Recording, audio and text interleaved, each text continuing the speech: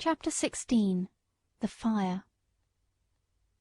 Later on in the evening a traveller's horse was brought in by the second ostler, and while he was cleaning him, a young man with a pipe in his mouth lounged into the stable to gossip. "I say, Towler," said the ostler, "just run up the ladder into the loft and put some hay down into this horse's rack, would you? Only lay down your pipe." "All right," said the other, and went up through the trap door, and I heard him step across the floor overhead and put down the hay. James came in to look at us the last thing, and then the door was locked. I cannot say how long I had slept, nor what time in the night it was, but I woke up very uncomfortable, though I hardly knew why. I got up. The air seemed all thick and choking. I heard Ginger coughing, and one of the other horses seemed very restless. It was quite dark, and I could see nothing, but the stable seemed full of smoke, and I hardly knew how to breathe. The trap-door had been left open, and I thought that was the place it came through. I listened, and heard a soft rushing sort of noise, and a low crackling and snapping. I did not know what it was, but there was something in the sound so strange that it made me tremble all over. The other horses were all awake.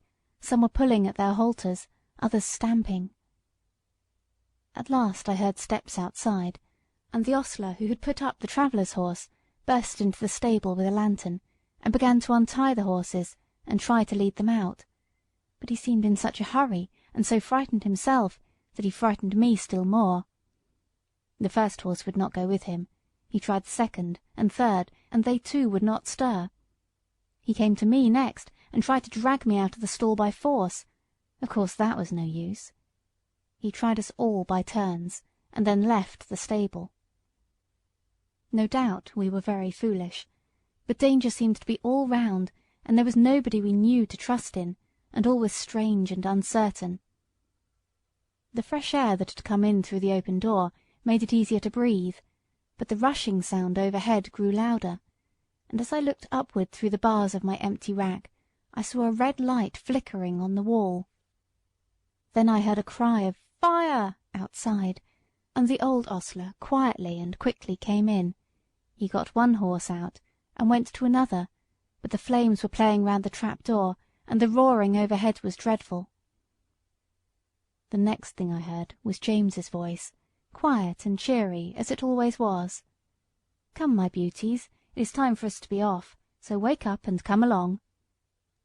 I stood nearest the door, so he came to me first, patting me as he came in. "Come, Beauty, on with your bridle, my boy. We'll soon be out of this smother." It was on in no time. Then he took the scarf off his neck and tied it lightly over my eyes, and patting and coaxing he led me out of the stable. Safe in the yard, he slipped the scarf off my eyes and shouted, "Here, somebody, take this horse while I go back for the other." A tall, broad man stepped forward and took me, and James darted back into the stable. I set up a shrill whinny as I saw him go. Ginger told me afterward that whinny was the best thing I could have done for her, for had she not heard me outside, she would never have had courage to come out. There was much confusion in the yard, the horses being got out of other stables, and the carriages and gigs being pulled out of houses and sheds, lest the flames should spread further. On the other side, the yard windows were thrown up, and people were shouting all sorts of things, but I kept my eye fixed on the stable door, where the smoke poured out thicker than ever, and I could see flashes of red light. Presently I heard above all the stir and din a loud, clear voice, which I knew was master's. "James Howard! James Howard! Are you there?" There was no answer, but I heard a crash of something falling in the stable, and the next moment I gave a loud, joyful neigh, for I saw James coming through the smoke leading Ginger with him. She was coughing violently, and he was not able to speak. "My brave lad," said master, laying his hand on his shoulder, "are you hurt?" James shook his head, for he could not yet speak. "Ah," said the big man who held me, "he is a brave lad, and no mistake." "And now," said master, "when you have got your breath, James, we'll get out of this place as quickly as we can." and we were moving towards the entry, when from the market-place there came a sound of galloping feet and loud rumbling wheels. "'Tis the fire engine! The fire engine!" shouted 2 or 3 voices. "Stand back! Make way!" And clattering and thundering over the stones, 2 horses dashed into the yard with a heavy engine behind them. The firemen leaped to the ground. There was no need to ask where the fire was. It was rolling up in a great blaze from the roof. We got out as fast as we could into the broad, quiet market-place. The stars were shining, and except the noise behind us, all was still. Master led the way to a large hotel on the other side, and as soon as the ostler came, he said, "James, I must now hasten to your mistress. I trust the horses entirely to you. Order whatever you think is needed." And with that he was gone. The master did not run, but I never saw mortal man walk so fast as he did that night. There was a dreadful sound before we got into our stalls, the shrieks of those poor horses that were left burning to death in the stable.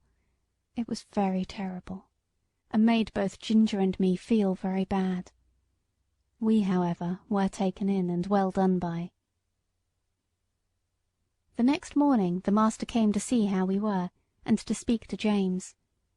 I did not hear much, for the ostler was rubbing me down, but I could see that James looked very happy, and I thought the master was proud of him. Our mistress had been so much alarmed in the night that the journey was put off till the afternoon, so James had the morning on hand, and went first to the inn to see about our harness and the carriage, and then to hear more about the fire. When he came back, we heard him tell the ostler about it. At first no one could guess how the fire had been caused, but at last a man said he saw Dick Towler go into the stable with a pipe in his mouth, and when he came out he had not one, and went to the tap for another. Then the under-ostler said that he had asked Dick to go up the ladder to put down some hay, but told him to lay down his pipe first. Dick denied taking the pipe with him, but no one believed him. I remember our John Manley's rule never to allow a pipe in the stable, and thought it ought to be the rule everywhere. James said the roof and floor had all fallen in, and that only the black walls were standing. The 2 poor horses that could not be got out were buried under the burnt rafters and tiles. End of chapter 16.